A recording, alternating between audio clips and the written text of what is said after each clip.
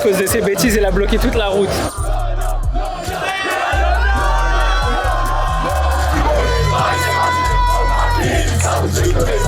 Tu te retrouves à performer au Parc des Princes. Il n'avait pas encore buzzé. Hein. Alors à quel moment tu sens qu'il y a un déclic sur ce morceau? Au Flam, quand tu arrives avec un chaton, c'est hyper mal reçu derrière par les publics, par les associations, etc. Comment tu l'as vécu en vrai?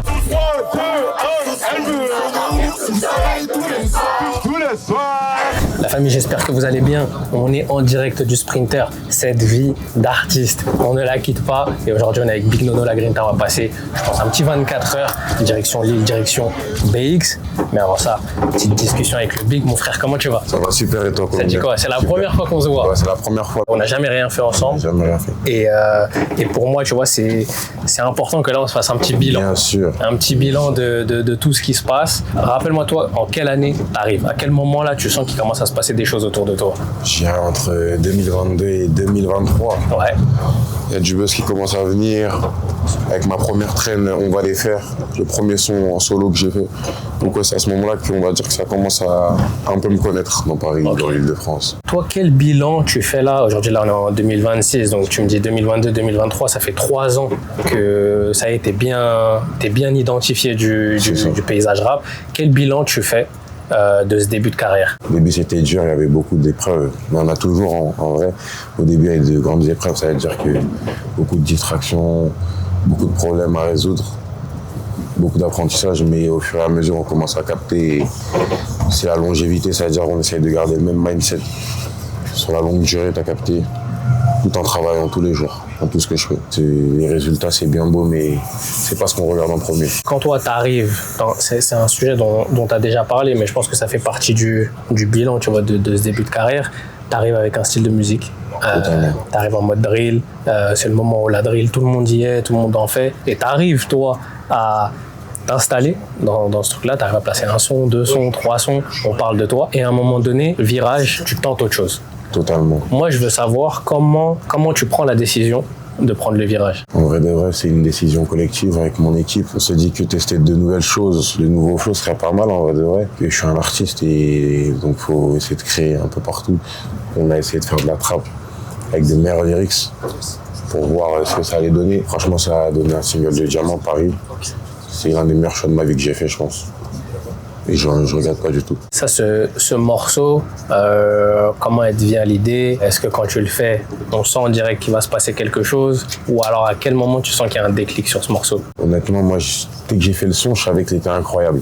Mais je savais pas comment il allait prendre. Si, même les gens, ce qu'ils allaient aimer, mais j'étais sûr de moi personnellement. Quelques mois après, on l'a clippé. Mais c'était pas par rapport au PSG. Et après, il a pu s'associer.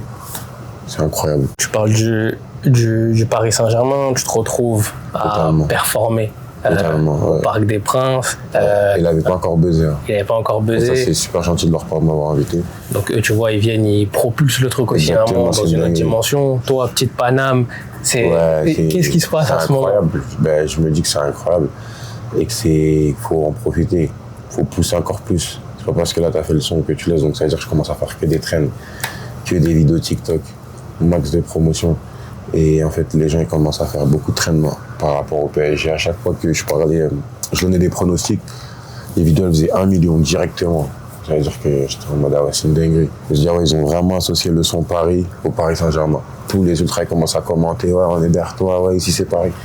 Ça me faisait énormément plaisir. Est-ce que tu imaginais ça faisable?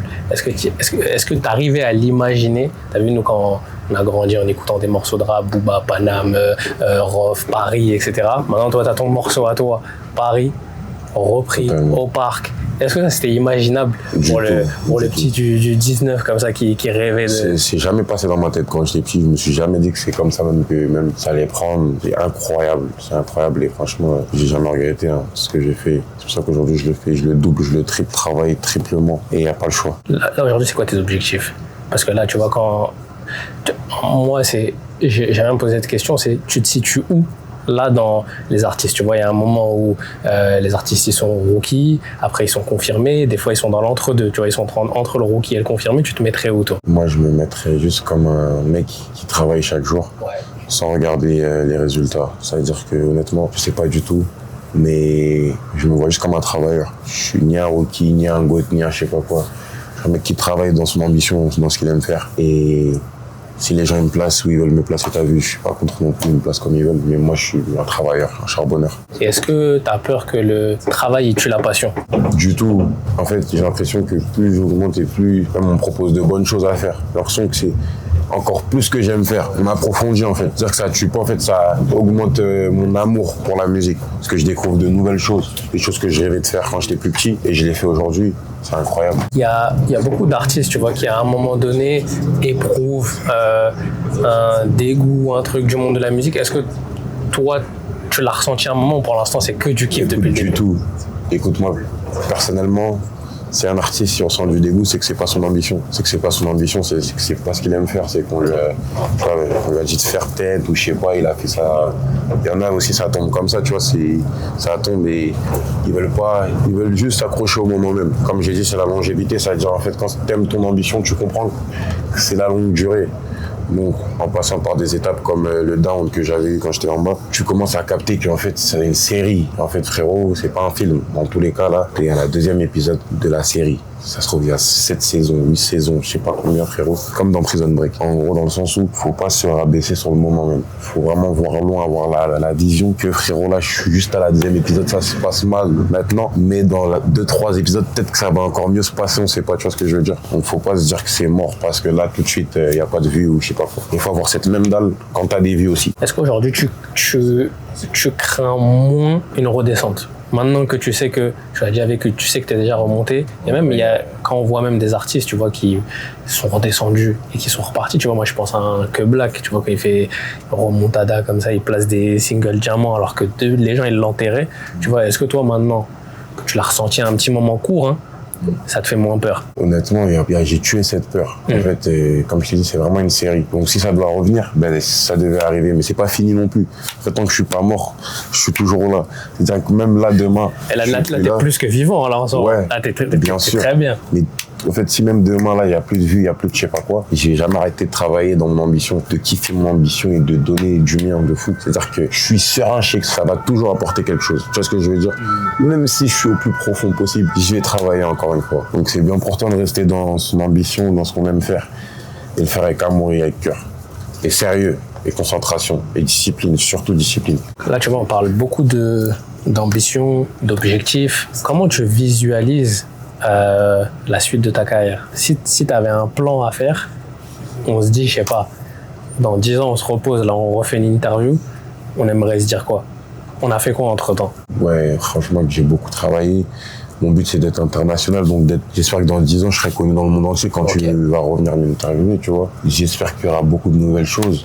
C'est pas de s'arrêter. Pour moi, là, en fait, faire des diamants, je suis pas arrivé, frérot. Album, je suis pas arrivé. Le but, c'est d'aller le plus haut possible.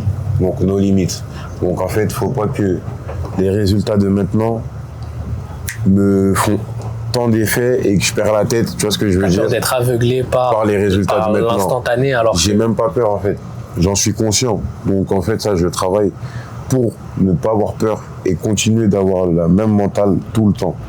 Que je sois chez moi, dehors, au studio, c'est ce que je veux dire, la même dalle, la même mentale. On vient d'arriver à Lille. Là, on filme tout, là. Là, maintenant, c'est parti.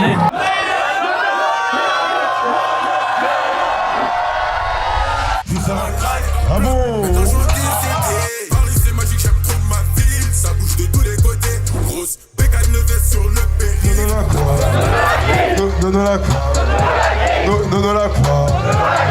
Ça dit quoi, mes chatons? Nous deux, c'est plus réciproque. Love you, je te connais depuis l'époque. Ça a bien passé, franchement, incroyable, pote.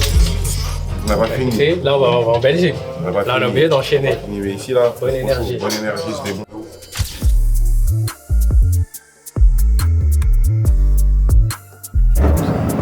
Là, pour l'instant, de ce que tu as vécu jusqu'à aujourd'hui, quelle a été ta plus grande épreuve? là où tu t'es dit là où on m'a poussé dans les cordes, là c'était dur? Est-ce que c'est le moment où tu rebascules? Ouais, c'était à ce moment où j'ai rebasculé. Hein, c'était une grande épreuve. C'était une très très grande épreuve, franchement, parce qu'il fallait être fort mentalement. Il y a des mecs qui peuvent sauter par la fenêtre, frérot. Tu fais 1 million, le lendemain tu fais 80K. Tu comprends pas, t'as plus de vue. Et là, ça parle plus de toi. Tu peux péter un câble. Mais regardez, les pieds sur terre. C'est-à-dire que frérot, ça fait partie du chemin, c'est partie de la série. C'est-à-dire, on repart au studio et continue à faire de nouveaux épisodes. Comme moi, tu vas être content. C'est-à-dire que frère, j'ai continué. Et aujourd'hui, ça se passe mieux, mais regarde, je suis là comme je suis encore. Je suis pas, tu vois ce que je veux dire? Je me dis juste que j'ai bien travaillé et que je dois continuer de travailler comme ça. Ça me confirme. Continue. Travailler comme tu travailles quand tu étais dans la merde. Ça m'a donné une dalle que je garde maintenant en tête. En fait, le fait d'être dans la merde, ça m'a donné une dalle que j'avais pas avant. Maintenant, cette dalle-là, en fait, je la garde. Ce moment de bas, de down, ça t'a fait du bien. Ouais. C'était un mal pour un bien. Ça m'a donné un état d'esprit que je n'avais pas avant. Maintenant, je suis dans des pensées, rien à voir, frérot. Je pense plus aux mêmes choses, plus les mêmes choses que j'ai envie de faire. Je préfère aller à la salle et faire mon ambition. Toi, t'arrives à un moment dans le rap où il y a pas mal de nouveaux visages qui s'imposent. C'est aussi des nouveaux visages où j'ai l'impression quand même que vous vous donnez de la force. Tu vois que, pas forcément tous, tu vois, mais qu'il y a quand même une énergie positive. Tu vois, moi je pense à un RN Boy, tu vois, où dans vos carrières respectives, ça monte en même temps. Toi, quel regard tu portes sur cette nouvelle géné? Moi, je pense, tu vois, à il y a quelques années, quand c'est les Koba, etc., qui arrivent, qu'il y a RK, machin, qui arrive. Tu vois, j'ai l'impression de revoir ce truc-là un peu plus tard. Comment tu visualises toute cette nouvelle scène, ces nouveaux visages? Moi, je trouve ça incroyable, hein, parce que les Koba R400, on les regardait quand on était plus petits. Donc c'est une fierté maintenant d'avoir cette place, tu vois ce que je veux dire. Faut la tenir maintenant, faut augmenter les niveaux et essayer de devenir encore plus grand que ça, tu vois ce que je veux dire. Moi, j'ai envie de parler de tout ce que tu as créé autour du chat. Ouais. Pourquoi cet animal? Qu'est-ce qu'il a de particulier à tes yeux? C'est une référence à mes origines égyptiennes. Le chat, je suis égyptien congolais. Okay. C'est-à-dire que le chat en Égypte, il est super mystérieux, il est discipliné, il parle pas pour rien, il est dans son coin. Et franchement, moi, je me vois en chat noir, tu vois ce que je veux dire? C'est-à-dire que j'ai pas hésité une seule seconde à m'appeler Black Cat quand j'en ai su un peu plus sur l'Égypte et le chat aussi. Ça veut dire que ouais, c'est important pour moi. Et c'est pour ça que mon album s'appelle The Cat aussi. Aux Flammes, il y a ce truc, tu vois, là, on s'en parlait, l'importance que toi, t'as donné au chat. Oui. Le Black Cat, etc., tout le mouvement que tu as créé autour. Aux Flammes, toi, tu arrives avec un chaton. C'est hyper mal reçu derrière par les publics, par les associations, etc. Comment tu l'as vécu en vrai? Franchement, moi, tu vois, c'était mon petit chaton d'amour, adoré à moi, donc je me suis dit... C'était le tien? Ouais, okay. C'est mon chaton d'amour. Je me suis dit que j'allais le ramener. Et c'était pas... Franchement, je m'en excuse si ça leur a fait du mal. Et ça a été mal vu par les internautes, tu vois ce que je veux dire? Mais c'était pas dans mon intention de créer une polémique ou de mal faire les choses. J'étais vraiment venu en mignon, genre, tu vois ce que je veux dire, en mignon Black Cat, tu vois, avec mon petit bébé à moi, et vas-y, je m'en excuse à tous les internautes à qui ça fait du mal, qui l'ont mal pris, et ouais. En vrai, t'as compris après? Ouais, j'ai compris par la suite. C'est une grosse erreur que j'ai faite, que je vais essayer de ne plus reproduire, tu vois. Comme t'as dit juste avant, on fait des erreurs et... Exactement, on fait des erreurs, on comprend par la suite. Donc, je suis content d'avoir fait ça pour pouvoir comprendre que c'est une faute très grave. Tu vois ce que je veux dire? Ok.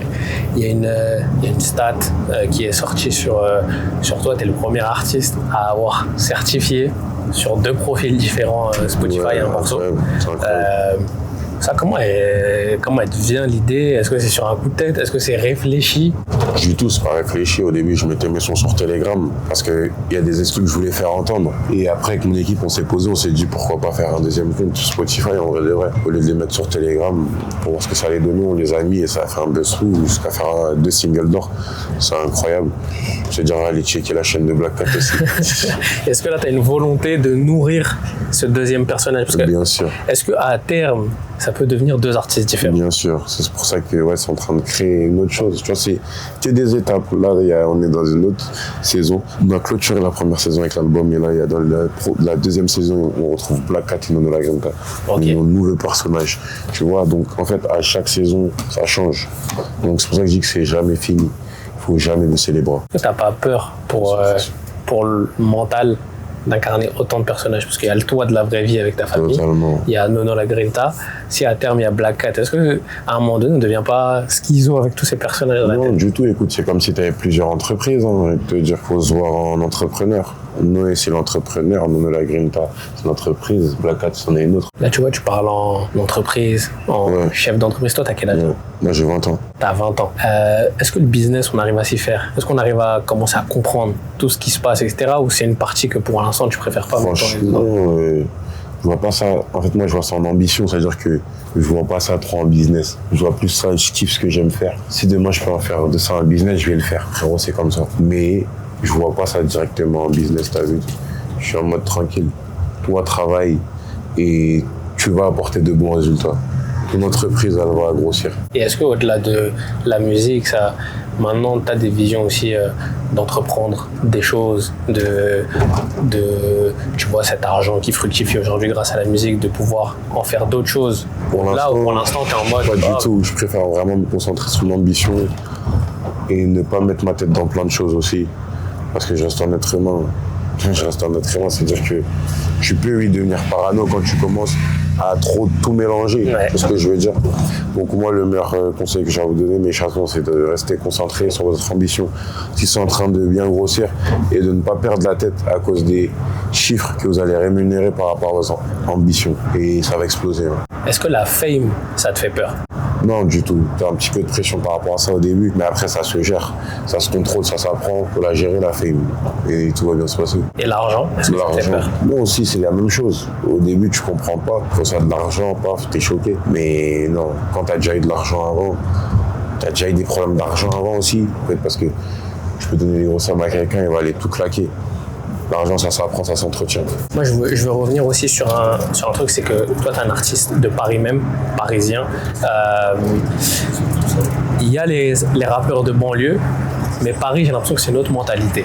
Comment toi, tu me qualifierais cette mentalité? Et est-ce que tu avais l'impression que c'était plus dur pour vous que pour les mecs de banlieue? Moi, après, j'ai des incous, j'en ai trop des incous en banlieue. Et franchement, je vais pas dire que c'est vraiment notre mentalité, on est tous pareils. Hein. Moi, aujourd'hui, on est tous pareils en vrai de vrai. C'est juste qu'on n'a pas grandi dans les mêmes endroits. Et nous, c'est la capitale. C'est-à-dire, c'est sûr que c'est un peu plus chic, t'as vu. Mais il y a le côté Bendo, 19e, c'est grave Bendo. 18e, 20e, tout Paris Nord, 17e, t'as vu, c'est grave Bendo. C'est-à-dire que moi, je dirais, je sais pas, on est pareil, c'est la caille. Hein. C'est la caille, comme c'est à Grigny, à Sevran, à Aulnay, à La Courneuve, t'as capté. C'est la même chose. C'est la ville. Pour moi, tout ça, c'est Paris déjà. L'Île-de-France, déjà, pour moi, c'est Paris. Parce qu'on est petit, on veut dire, ouais, les mecs de Paname, les mecs du 9-1, les mecs du 9-3, du 9-4, du 9-2. Mais non, en vrai de vrai, on est tous pareils. On est tous en famille, je te dis la vérité. Renoir, Rebeu, Asiatique, Babtou, tout ce que tu veux, on est tous ensemble. Est-ce que tu avais des influences particulières qui venaient de Paname même? Parce que vous êtes la génération là très récente, mais avant vous, tu vois, il y a les XV, PSO Thug, tu vois, il y a les Nekfeu, tout ça. Est-ce que toi, cette scène parisienne-là, elle t'a marqué? Moi, franchement, j'ai écouté, MHD, XV Barbare aussi, ils sont chauds. Et j'en ai écouté pas mal de Parisiens quand j'étais plus petit. Mais c'est quoi qui t'a traumatisé dans le rap au global? C'est quoi qui t'a traumatisé? Quand t'étais petit, tu dis ah ouais, ça c'était trop. Justement pas, j'écoute plus du rap carré moi de base. J'écoute plus du carré, Future, Young Thug, Nine, des Young Boy, etc. Mais à Paname, les gens que j'écoutais beaucoup, il y avait Nino, Jul, Koba, Zola, SCH, Renoir, Personnam, t'as vu? Il y en a beaucoup, franchement, je les écoute beaucoup. Ouais, je les écoute aussi au jour d'aujourd'hui. Et la scène française, franchement, c'est une dinguerie aussi. L'écriture, c'est là quand je grandis, je commence à capter comment se décraquent les artistes. Ouais. T'as vu, c'est vraiment des travailleurs et franchement, pour moi, c'est vraiment un bon métier. C'est quoi le plus gros changement que tu dirais sur toi, l'humain, pour devenir discipliné? Qu'est-ce qui a impacté ça? Qu'est-ce qui a provoqué ça?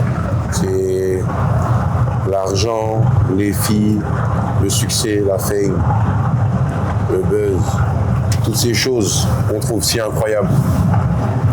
Quand tu commences à vouloir aller dedans, ça m'a mis une claque et je me suis posé plusieurs questions. Je me suis remis en question et je me suis remis dans le droit chemin. Tu t'es dit si je vais là-dedans, je vais à ma perte. Exactement. J'ai essayé des conneries, j'ai essayé. Ça sert à rien. Comme je t'ai dit, je me suis mangé une claque et je me suis remis dans le droit chemin. Donc des fois, il faut faire beaucoup des erreurs. Il faut en faire beaucoup pour comprendre.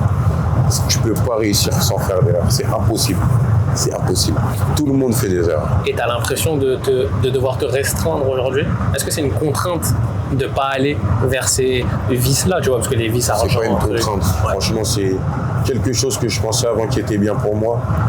Et en grandissant, en comprenant les choses, je me suis vite rendu compte que c'était juste de la grosse distraction et que j'en avais pas besoin pour avancer dans ma vie.